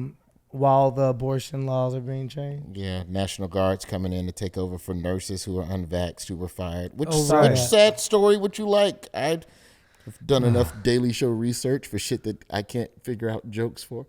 School bus drivers are being fired in Boston. National Guard's taking over for school bus drivers. What? Really? I'm sorry. I'm not trying to do her job. I know she has a lot of fucking other stories. No, we have a whole bunch of stories. Yeah, we just trying much to more make sure we uplifting. get. I don't want to keep you for too long either. That's why I didn't want. Yeah, well, that was the rapid fire round. Yeah. So, Illinois bill would allow women to sue men over unwanted pregnancies. A proposal bill in Illinois would change possible repercussions for domestic violence, sexual assault, and unwanted pregnancies. Democratic State Rep. Kelly Cassidy filed the Expanding Abortion Services Act The acronym of the bill spells out Texas. The bill was in direct response to the Texas legislature restricting access to abortions. Cassidy says the bill would outline new civil penalties for rapists and abusers. Those are the questions Illinois State Rep. Kelly Cassidy D. Chicago asked before she introduced the Texas Act in Springfield earlier this month, otherwise known as the Expanding Abortion Service. The newly introduced legislation would allow a person to sue anyone that causes an unintended pregnancy and create a public abortion fund for non-Illinoisans. The Texas Act was introduced just weeks after the most restrictive abortion law in the nation went into effect in Texas on September 1st. Cassidy says her bill will examine just how extreme the new Texas abortion law is, which allows private citizens to sue those that perform or aid in an abortion and receive up to $10,000 as a reward for turning those individuals in. The Texas law effectively bans all abortions, regardless of rape or incest, after 6 weeks, a time frame where many women do not know they're pregnant. The Illinois bill would do just the opposite. If passed, it would allow anyone to sue another person for unintended pregnancy, regardless of circumstance or consent. A person could also sue anyone who commits sexual assault, domestic violence, or abuse. The civil action damages would start at $10,000. If the case is won, half the money would go to a public state fund to pay for abortions for residents of states like Texas. While Planned Parenthood Illinois Action hasn't taken an official stance on the bill, they say Texans seeking abortion are already flowing into Illinois. So this is just to combat what they have going on in Texas, pretty much. Basically. But it does more than that. It's also that you could sue someone who commits a sexual act, domestic violence, or abuse. Yeah. That's all fair. That's all really That's fair. in the game. I get the spirit of the law. It is to put the onus on sexual contraception on the man across the board. So if you are with a woman and oops, you're pregnant, she can still sue you, even if she was with it. I'm okay with it. How do you feel about it? I'm okay with it. How do you feel about it? I feel like I like Roy's It puts the reframing of it ball for me. in the man's court to, like, just abortion in general. If we're just talking just sexual health in general, just fucking women and abortion, you are in a committed relationship and oops, we pregnant. That still falls on the dude, dog. Yeah, but what if she, like you said, she's with it, right? She gets pregnant, or I'm sorry, you say, this is hypothetical, some bullshit. You say, I want to wear a condom. She like, nah, I ain't with that. Raw dog only. You know how I'm living over here. I'm on the pill. Yeah, and she's like, sometimes the pill don't pill. And then she gets pregnant. Yes. You still think she should be able to sue him? I think that law existing will make the man more proactive to go, no, my nigga, let me go on. Get you a Trojan thin, something that feels real or whatever the fuck. At least try. It'll make motherfuckers try harder to not leave women fucking. Like, I get it. Yeah. I get it. You have to go that extreme, because otherwise, if you just preach sexual responsibility to men and men must fucking get the vasectomies and all that. But you know, part of the problem with all of this reproductive shit is that vasectomies are marketed as some sort of your balls are broken and could never fucking work again type shit. Like, I'm thinking about it.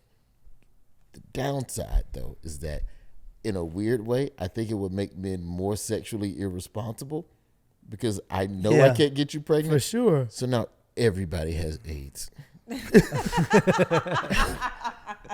Didn't know you were going to go so extreme. STDs through the roof. But no pregnancies. And vasectomy should be marketed as reversible raw dog. That's how they should have been marketing. Yeah. For $80, all the raw sex you can have. But like, do you? It's a cheap fucking procedure. You don't still nut when you have vasectomy, right? You cut off the actual. Do you? I don't know. I How think does you it work? actually cut off the actual tube that allows your ejaculation. I have not No, you done can't go back. all of They the actually have research. surgery. You can reverse it. It is reversible. You could It's just tie up for a while? reversible raw dog. You can reverse it for sure. I didn't know you could just tie up. You can for a definitely while. reverse it. That's been out for a while now. You can still ejaculate. That does need to be marketed. You can? Yeah, the only difference in ejaculation is the absence of sperm in the semen. Neither the person who underwent the procedure nor their sexual partners will be aware of the difference. So wait, we got there's nut and then there's a shell of nut? There's the semen is the gravy So and the during sperm the- is inside the gravy. During the procedure, a doctor cut and seals the vas deferens tube, the two tubes that carry sperm from the testicles to the urethra. The body will still produce sperm, but the sperm cannot enter the semen or leave the body through ejaculation. Can't leave the body. They're trapped. You ejaculating through air. Yeah, so you're not There's really. still That's gravy. not ejaculating anymore. You're still. There's still having stuff an coming out? orgasm. Yeah, there's No, he's still stuff coming out. But There's there's still no stuff coming sperm out. within the There's gravy. just not So then it's fine. Because for me, it's like, this is my There's confetti. no seasoning. This is my confetti. I need this celebration at the end. If I can't get my celebration off, it feels as though that why did we party all night? So for me, if I can see the confetti, then vasectomy should be marketed like that. Like the party still goes on. Niggas should have vasectomies off the top at 21, man. At 21, just And to then begin. you should And get a have to- reverse just to. Once you I'm get with married, you. I'm with reverse you. it or some I'm shit. with you. We should preach that more. We should teach that in class. Yeah, but we have to like fucking threaten men with a lawsuit to actually give a fuck about caring about women. No, I think if you marketed it correctly to men, they'd be more than happy I'm to telling get you, vasectomies early. reversible raw dog. I is think what they you get it have at to high call it. school, at prom. They would just get it at prom. It'd be something you gave out at prom, like vasectomies. Go through a booth right before getting into I prom. feel like they'd be great with it. That is the worst marketing scheme. That'd be a great commercial. Well, I was gonna say that I feel like while the principle is really good, it's gonna create some. I don't know the exact case that will like benefit from it when some people are getting sued and it's like, I'm pregnant with her and now she's gonna sue me. It just feels like making it harder. Like I would rather work positively for pro vasectomy advertising than be like, you're gonna get sued and you're gonna be in trouble If you gotta get sued, you gotta get sued though. I mean, I get it. I get it. If you like, yo, I don't want the baby and whatever, I want to sue him, or I just want to sue him because now I'm stuck with this nigga for 18 years. You might just want to sue a nigga just because you stuck in a contract and you like, I don't like this contract, so I'm gonna just sue you for that. But at the same time, I just don't. I feel you. You don't want the full responsibility. I don't know, but I guess maybe sue just like feels like a trend for me because in Texas they were like, and we'll sue anybody who helps a woman get an abortion. Well, that was the point. And I was like, of this as well was to yeah, be they were like, like, you're so we're gonna extreme. sue men, and then it's like this just becomes a part of a law, and then you can sue them if not. I don't know. You have no choice but to go this fucking crazy because that's where we are now. Like that's the part that fucking is wild about the shit. Like it's. I don't know how you sue someone and then still turn around and put them on child support. Because then what's the damages also? Like, that's the thing. But like a story like that, like that's to just build awareness. There's not enough women in the legislature in Illinois. There's not enough women lawmakers for something like that to pass. Like you can propose the bill and we can have the conversation, but there's not going to be a bunch of men agreeing that men should get sued. Like they're just not gonna fucking do that. So you gotta vote women in the office 22 midterms. But now men heard that and they're like, I'm not doing that. I'm gonna get sued if I do that. Yeah. Take that condom off. Don't do that, nigga. Yeah, don't. I don't know. As a father, I'll just say that it makes sense. I understand the spirit of it. Shit ain't gonna pass. But I understand trying to put the responsibility of contraception back on men. When is that fucking male? Google this shit. When is the male birth control pill coming yeah, out? I'll take it. It's been in development for like 4 years now. Like they were doing clinical trials on niggas and shit. Like I'll take it in front of girls too.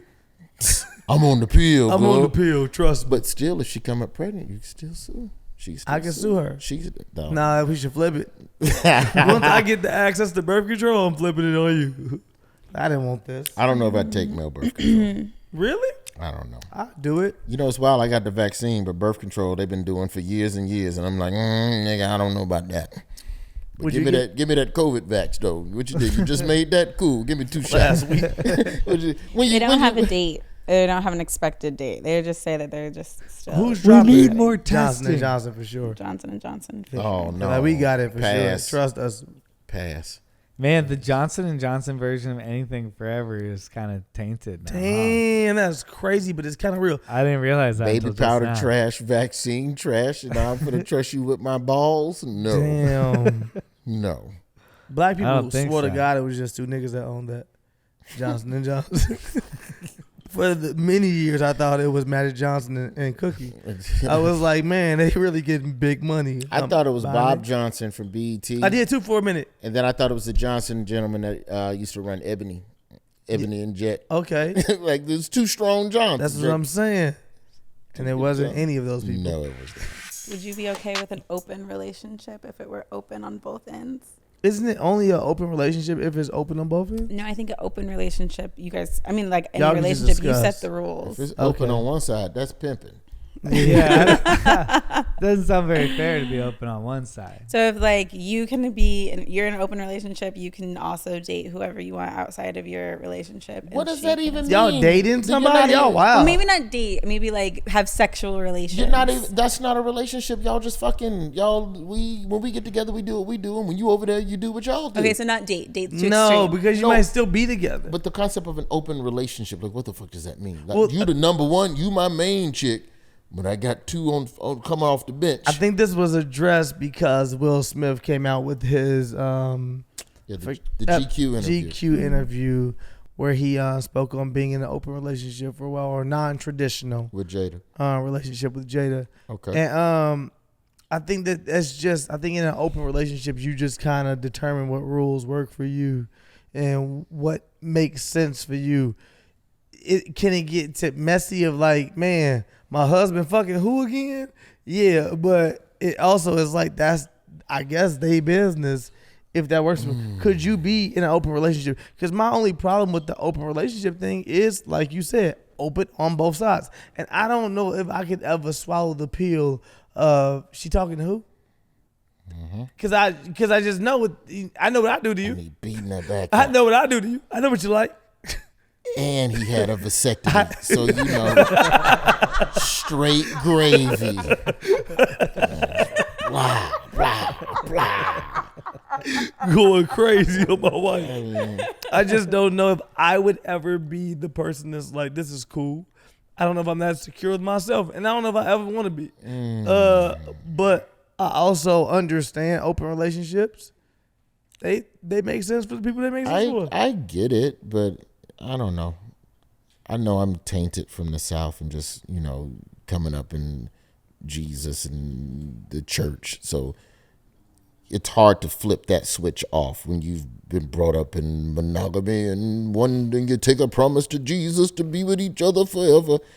It's like, yeah, I love you, but, you know, every Thursday I'm going to go fuck this dude over here. It's like, all right, I guess. I feel like there's specific like these two circumstances. I'm like, that makes sense to me. Like these people, it's like they are together. They're like a family, but they're also like flying around the world, and they can like have sex with somebody and fall in love. I think it would be constantly dramatic for the typical couple to want to do an open relationship. I think an open relationship sounds like kind of difficult. Like I think the idea of polyamory just sounds hard. Like maintaining multiple relationships in significant ways just sounds difficult. But multiple relationships is where the mistake is happening. I think anybody that's an being open like, relationship is like there's one, and there's then, only one relationship. There's only it one. should be. You sound like you out here doing too much, fam. Well, when I think about it like a polyamorous relationship, I'm like, that just sounds hard. Like that just sounds like a lot of time. I think it works for people with money because, like, if you're just some regular motherfucker, you live in Lexington, Kentucky, and you in an open relationship, To my wife. you gonna see that nigga at Home Depot and shit. Like, No, but you that'd be can't- happening though. I feel like I don't know if they're in open relationships versus you just see your side nigga at Home Depot. And you like, there he is. The dude that's fucking me, other than my husband. I don't think your husband knows. I don't think he's going to work each day being like, me and my wife. Unless you're like, we communicate about it. That's our one rule is Like- we make sure we communicate. Well, I I know think he fucks the it Home has Depot. That to- happens, but that's that is an Hollywood. open relationship. If it's not communication, then it's just cheap. Yeah, open relationship can only work in a big city where I can't run into this nigga. Regardless, I don't want to see him.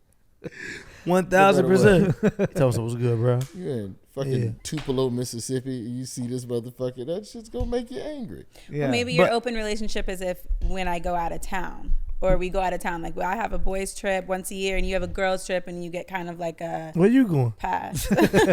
You know what? It's like it's a buddy from the Jazz, Karolinko.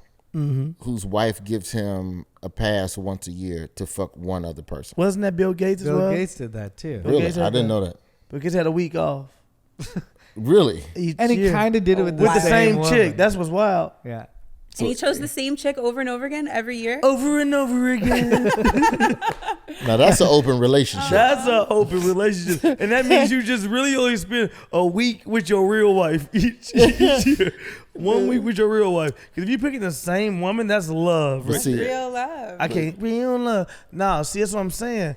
I See, couldn't that's do an when open relationship. the open relationship would start fucking coming apart as it seems when these other relationships become actual relationships. When you start developing feelings for Or someone. I don't Yeah. trust my woman to be in an open relationship because I know how a woman I might fall for loves, and if she loves very aggressively, there ain't no way in hell you gonna end up leaving me. This ain't no open relationship. I'm out here just fucking people. You're here wilding out. You're out here spending time with niggas on a carousel. Wild. God damn. These pictures from a carousel? Why are you looking at my phone? Just saying. it's just if y'all not carousel. making each other happy, man, you're wasting each other's time I trying agree. to force happiness. When if you just give me 2 days off a week to go and do some shit, and I'll be back the other 5, and we'll be good. What if your boss Good said that? idea. What if your boss was like, "Nah, nigga, work all 7 days. If you don't need 2 days off each week, you just need to work 5, 2 days 7 off to do days." what? That's what Two I'm days off to saying. fuck other people? Yeah, I need 2 days off to just. And then she gets the same, right? But why are you asking about what he doing with his 2 days? No, you can do whatever with your 2 days as long as I can do whatever with my 2 Yeah, days. but what But if you see- find out he's just playing video games and you're fucking some dude? I mean, then we But should see, have no. discussed more what was okay. But see, then that's not cool. Because what if you love me enough and I'm enough for you? Now you're just fucking to retaliate. That's retaliation. Yeah, but fucking. if I'm not that's enough for crazy. you, then I'm not your person, then, right? No, but I'm just a 5-day nigga. I'm just clocking in for 5 days, and you got to decide whether or not 5 days is enough. And see, and that's the shit. And that's why an open relationship won't work. I gotta be content with not being cool with them other 2 days. Like, all right. But I think open relationships do work for So wait, people who you're are saying best an friends. open relationship just doesn't work for you because you don't want your wife to do whatever she does on her 2 days. Vice versa. You're going to suffer and like give up 2 days just because you don't want her to have her. Hell yeah. It's you play the aggregate. What is the better long-term outcome? And if it is being fucking whatever the fuck for 2 days, but happy as fuck for 5, I'll take that instead of having potentially contaminating the 5 days.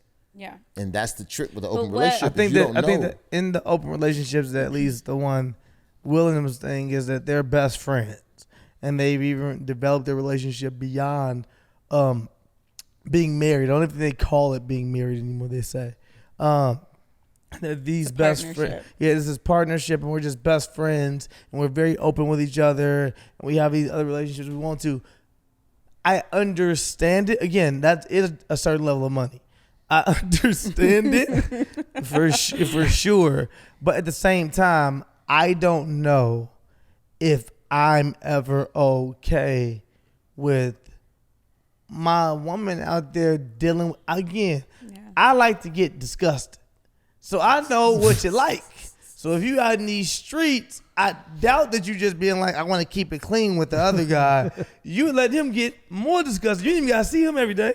You got to look me in the eyes at least. She wants to try shit you ain't never heard of. You like, what is Like- this? The helicopter. Yeah.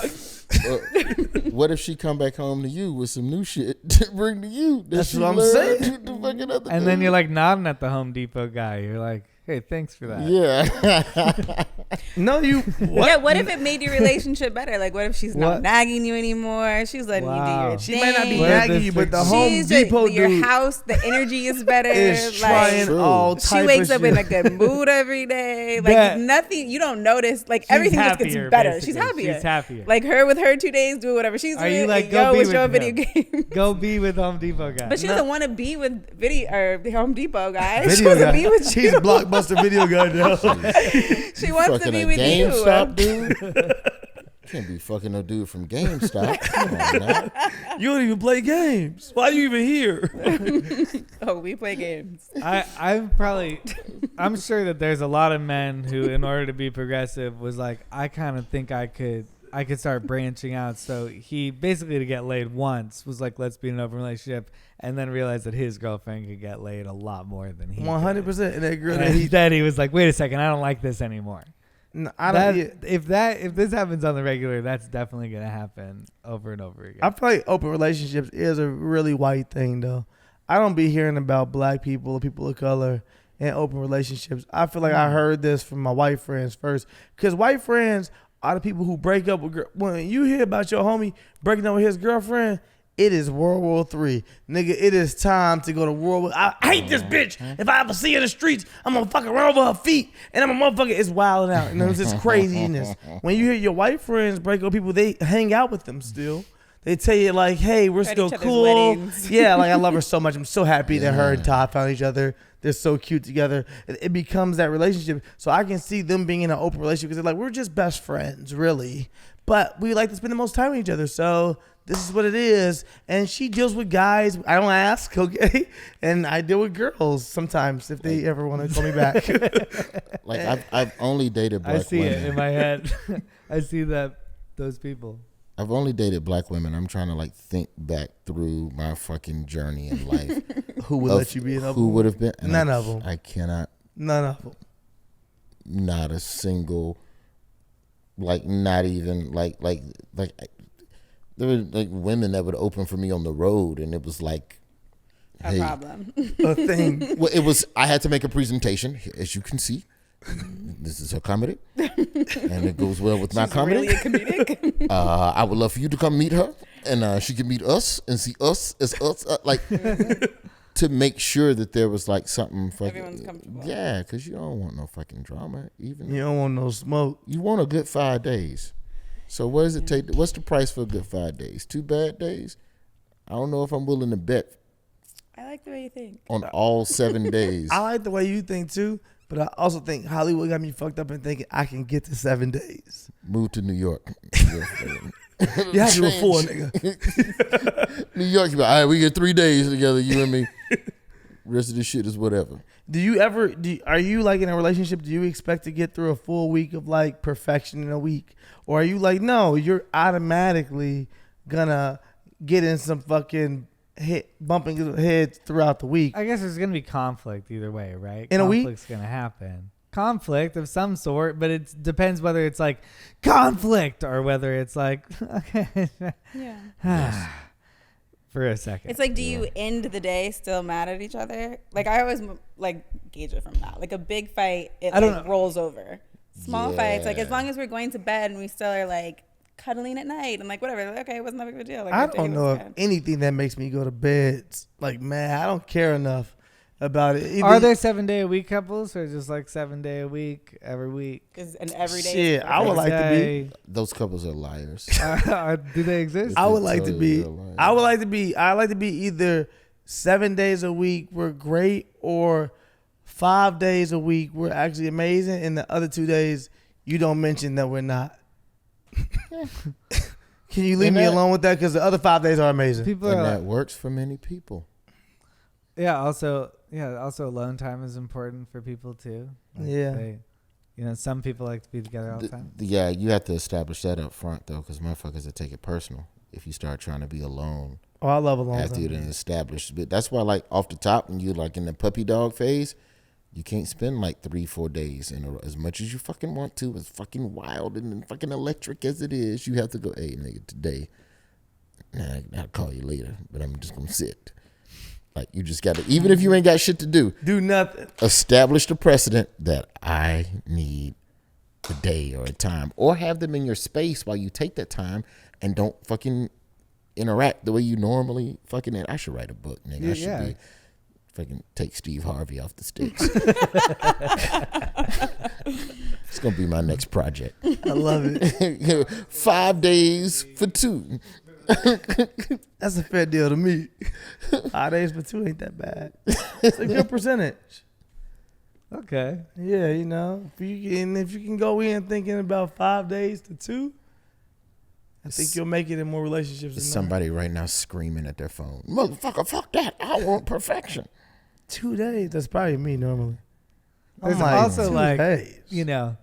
There's Is it also 2 like whole great days? days, really bad. Like there's Was it moments in 2 days? I'm fine with Yeah, that. it adds up to 2 days. Oh, adds up. Also, I got to hit a nag in all 7 days. Not all 7 It days. just it's equals 2 days. These 4 hours today, you wasn't fucking feeling it, and then in 2 hours tomorrow, and then you get a good day, and then Saturday you kind of have it out a little bit, and then there's a family trip to some shit you didn't want to go to, and now you're sitting around with the relatives, and they ask you a bunch of fucked up questions you don't want to answer, but you got to fucking play nice, because if you don't, that's going to be an argument That's on the way another day home. on your ass. That's another day.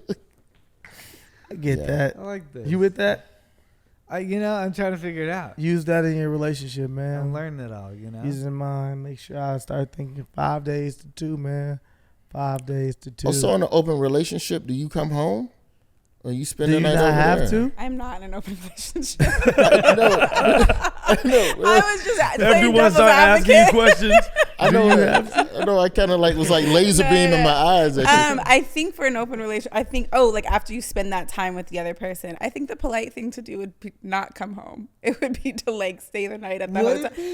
I think so. I don't think what so. if you're You coming home to stayed- me after you were just with Smelling somebody like- else? So you're no, just so- stay the night, wake up fresh in the morning, then come. But Bring so me you're breakfast in saying to bed me or is that y'all something. fucking every time because Smelling like why dick do and you? balls.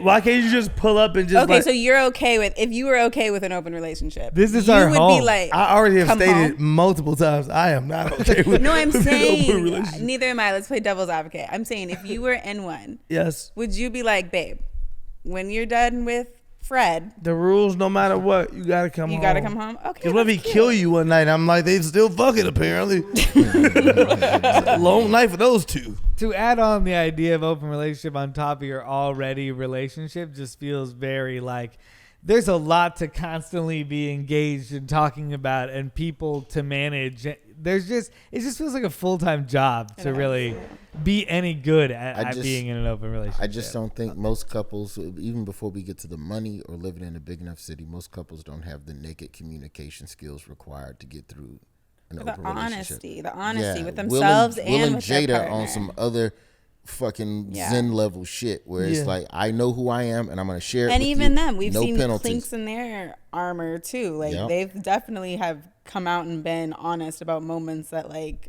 weren't ideal for them, or there was trust was broken, or whatever, or one person got hurt. So I'm like, it's gonna happen in any relationship. Yeah, but I was saying any relationship that's gonna happen. Yeah.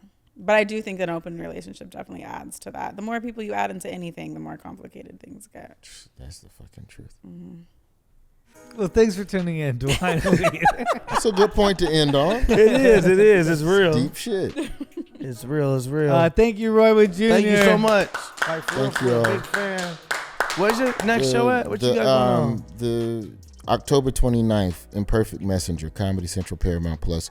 The podcast is Roy's Job Fair. We talk shit about employment, and that's really the only. I've been drinking this fucking rosé. Maybe we stop by. Can we stop by there one day? Can I stop by there one day? Can Dude. one of us stop by there one day? Always. All right. Hell yeah. All We're gonna three take of you you. up You're on that welcome. offer. Yeah. You're welcome. Amazing. Yeah.